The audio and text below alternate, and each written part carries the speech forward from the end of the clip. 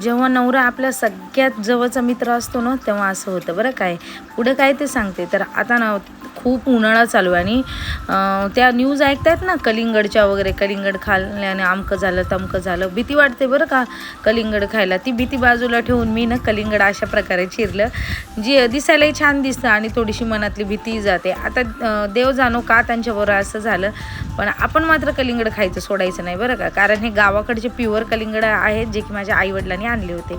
म्हणलं चला आता एवढा उन्हाळा आहे तर चला काकडी शिल्लक आहे आणि काकडी एवढं थंड तर उन्हाळ्यात काहीच नाही. मग म्हणलं कोशिंबीर करावी. तर अस्सल सोलापुरी बरं का. मी आमच्या इकडं ना प्रत्येक गोष्टीमध्ये थोडी का होईना साखर घातली जाते.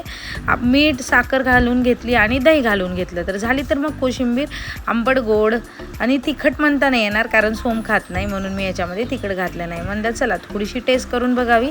संध्याकाळचं जेवण झाल्यावर माझं मन झालं तर पान खाण्याचं आणि माझा नवरा मग काय चल मग पान खायला म्हणून मित्रासारखा मला बाहेर घेऊन गेला. तसं माझा नवरा माझा बेस्ट फ्रेंड आहेच बरं का. प्रत्येक गोष्टी सांगायच्या आधी त्याला कळतात आणि प्रत्येकांचे नवरे असेच असतात.